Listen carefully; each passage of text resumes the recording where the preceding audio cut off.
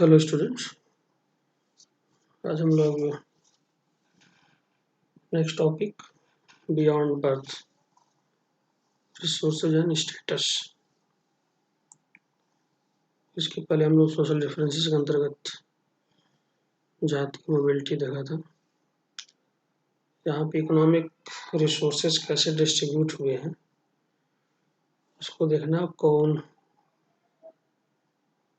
उसका उपयोग कर रहा है और किस तरीके से। और ये सभी जो भी डिस्क्रिप्शन है बेस्ड ऑन धर्मशास्त्र, स्पेशली मनुस्मृति। और हम लोग लास्ट सेकंड चैप्टर में हम लोग देखे थे slaves, landless, agricultural laborers, hunters, fishfolk, pastoralists, peasants, village headmen, craftspersons, merchants and king। ये सभी जो इमर्जेंस हुआ था एज ए सोशल एक्टर के रूप में सामने आए थे। इनकी जो भी सोशल पोजीशन थे इस पे निर्भर थे कि वो कितने इकोनॉमिक रिसोर्स पे नियंत्रण रखते हैं। ये चीज़ हम लोग यहाँ भी देखेंगे, इसको एग्जामिन करेंगे कि ये रिसोर्स पे नियंत्रण क्या तात्पर्य है, यहाँ पे इसका सामाजिक रूप से क्या रोल है। तो जो भी सोशल जो पोजीशन थे, different sections were often shaped by the access to the economic resource. ये देखा गया कि समाज में डिफरेंसेस जो देखा गया है उसमें जन्म के आधार तो था ही, लेकिन उसके अलावा भी जो डिफरेंसेस देखे गए उसका आधार था रिसोर्सेस, संसाधन, संपत्तियां। जिस समूह के पास ज़्यादा प्रॉपर्टी थी, संपत्ति थी, उसका समाज में जो प्रतिष्ठा थी वो ऊपर थी। जिनके पास कम थी उनकी प्रतिष्ठा कम थी। तो यहाँ जो प्रॉपर्टी की जो क्राइटेरिया डिवाइड किया गया है on the basis of gender and on the basis of burn. पहला इसमें देखा गया कि मेल फीमेल, स्त्री पुरुष के बीच में संपत्ति के लोगों क्या डिफरेंसेस थे और वर्णों के बीच में संपत्ति या प्रॉपर्टी को लेकर क्या डिफरेंसेस देखे गए। और जो मेन और वुमेन में जो भी सामाजिक हैसियत की भिन्नता देखी गई है तो इसकी वजह इन संसाधनों पर नियंत्रण के कारण ही देखी गई। तो पहला हम लोग देखेंगे gender access to property. Specially यहाँ बात हो रही है संपत्ति पर स्त्री पुरुष के भिन्न अधिकार।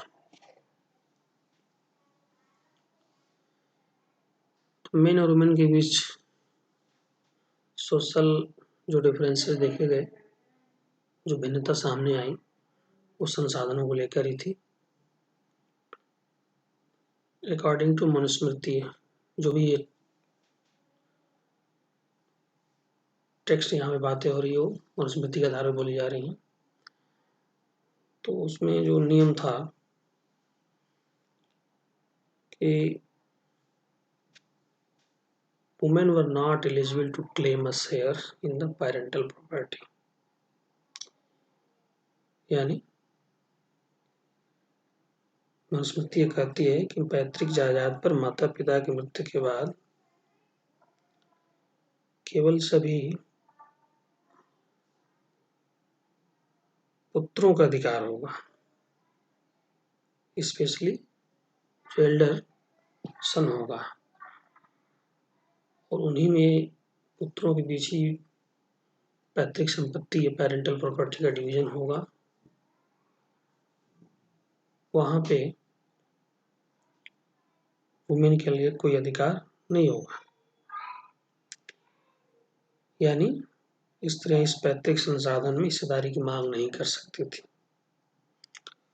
जो पेरेंटल प्रॉपर्टी होगी पुत्र में डिवाइड होगी, और उसमें भी जो ज्येष्ठ पुत्र होगा, एल्डर सन होगा, उसको कुछ ज्यादा हिस्सा दिया जाएगा।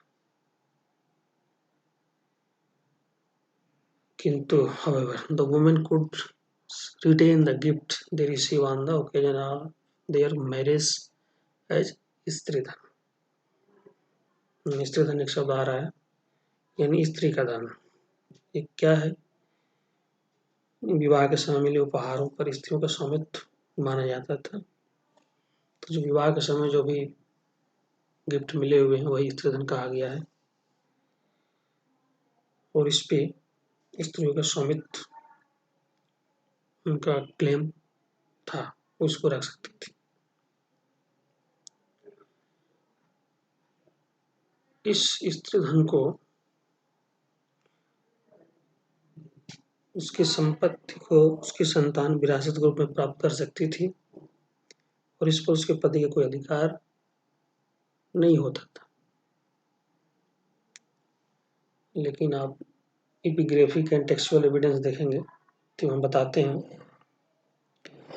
अभिलेखीय और साहित्यिक जो भी साक्ष्य हैं, कि यद्यपि उच्च वर्ण की महिलाएं संसाधनों पर अपनी पैठ रखती थी, सामान्यतः भूमि, पशु और धन पे, कैटल, लैंड एंड मनी, इन सब पे पुरुषों का ही नियंत्रण होता था। तो ये पूरी तरह बात सही नहीं कि स्त्री धन पे टोटली स्त्रियों का अधिकार था। उस पर भी डायरेक्टली इनडायरेक्टली हस्बैंड का ही कंट्रोल होता था। यहीं पे आप देखेंगे how could man and women acquire wealth, कैसे स्त्री और पुरुष धन अर्जित कर सकते थे। तो इसके लिए मनुस्मृति में पुरुषों के लिए धन अर्जित करने के 7 तरीके बताए गए हैं, 7 मीन्स बताए गए हैं, और वुमेन के लिए 6 एक्वायरिंग वेल्थ कैसे कर सकते हैं।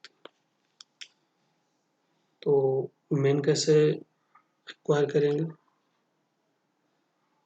तो inheritance, findings, purchase, conquest, investment, work and acceptance of gifts from good people. यानी पुरुषों को धन अर्जित करने के तरीके जो थे, विरासत जो पेरेंटल प्रॉपर्टी थी, खोज करके, खरीद करके, विजित करके, निवेश करके, कार्य द्वारा तथा सज्जनों द्वारा, अच्छे लोगों द्वारा भेंट की गई संपत्ति। वुमेन के लिए कैसे वो एक्वायर करें? तो मैरिज के समय और ब्राइडल प्रोसेसन और a token of affection and what she got from her brother, mother and or father. She could also acquire wealth through any subsequent gift and whatever her affectionate husband might give her. अर्थात इनके जो तरीके थे वैवाहिक अग्नि के सामने, इन विवाह के समय तथा वधू विवाह के समय जो मिली हुई भेंट थी, गिफ्ट था, स्नेह के प्रतीक के रूप में तथा भ्राता, भाई, माता पिता द्वारा दिए गए उपहार, इसके अतिरिक्त बाद में मिले भेंट तथा सब कुछ जो पति द्वारा उसे प्राप्त हुआ है।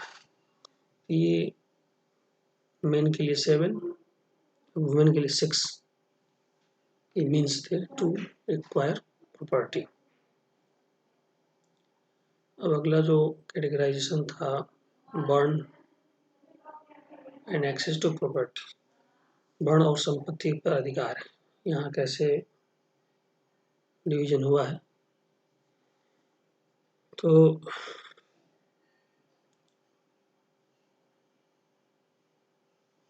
जो अकॉर्डिंग टू जो ब्राह्मण टेक्स्ट हैं वो बताते हैं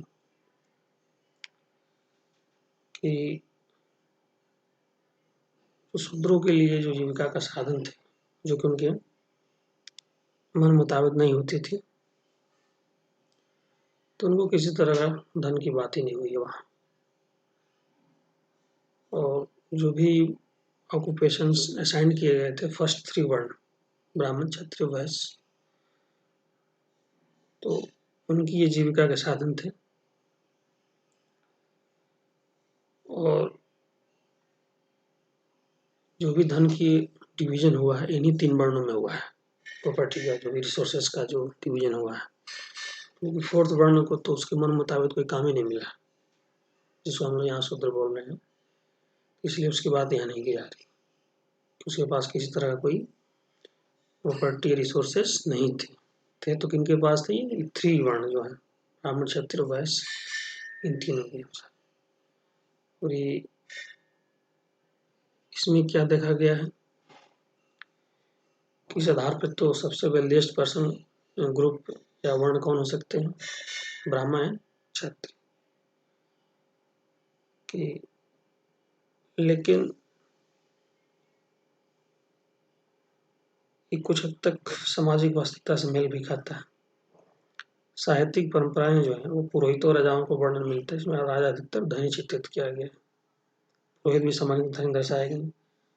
हालांकि कभी कभी निर्धन ब्राह्मण का भी चित्रण मिलता है। तो मोस्टली यही देखा गया कि वर्ण के आधार पर जो प्रॉपर्टी का डिवीजन हुआ है उसमें ब्राह्मण और क्षत्रिय विशेष तौर पर संपन्न थे। कहीं कहीं निर्धनता का भी उल्लेख मिलता है। लेकिन अन्य जो टेक्स्ट हैं, जैसे बुद्धिज्म की जो भी टेक्स्ट मिले हुए हैं, तो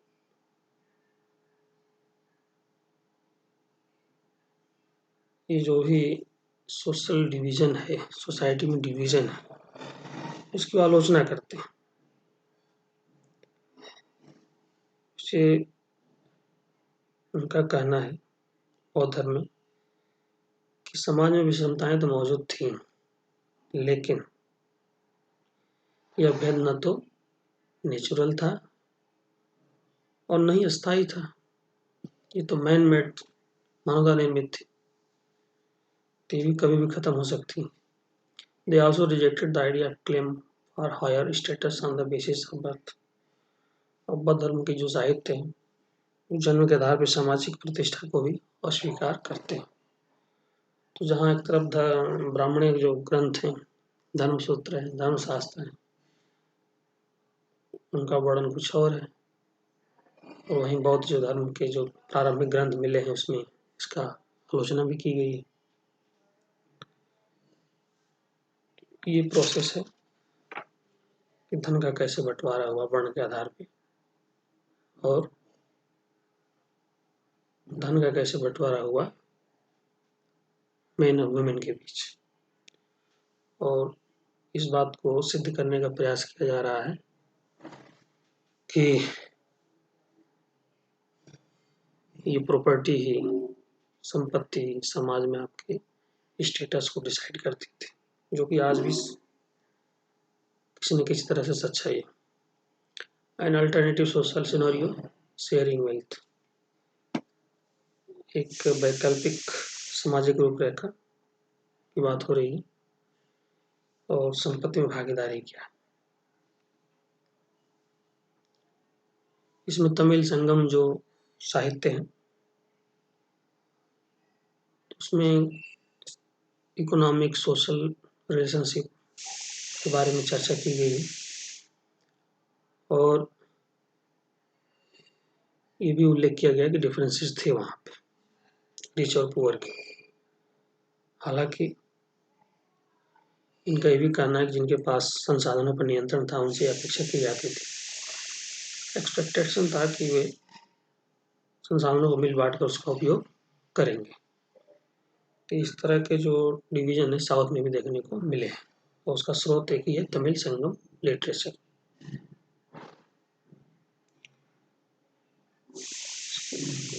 इसके बाद ये explaining social differences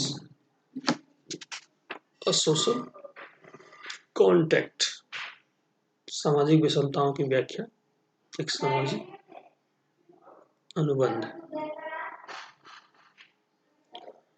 the myth found in Sutta Pitaka suggest. Sutta Pitaka जो बौद्ध धर्म का ग्रंथ है, उसमें कुछ चीजें उल्लेख की गई हैं और का कहना है कि the institution of kingship was based on human choice with taxes as form of payment for service rendered by the king.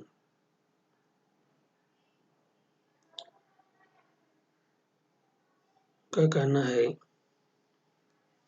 कि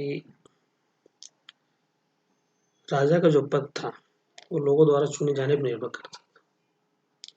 कर वह मूल्य था जो लोग राजा की सेवा के बदले उसे देते थे। At the same time, it reveals recognize the human agency in creating an institutionalization, economic and social relation. ये भी बताता है कि आर्थिक सामाजिक संबंधों को बनाने में मानवीय कर्म का बड़ा हाथ था। इसके कुछ और भी आशय हैं क्या? It also recognizes the facts that since human beings are responsible for creation of the system, they could also change it in future. यानी यदि मनुष्य स्वयं एक प्रणाली बनाए रखने के लिए जिम्मेदार थे, तो भविष्य में उसमें परिवर्तन भी ला सकते थे।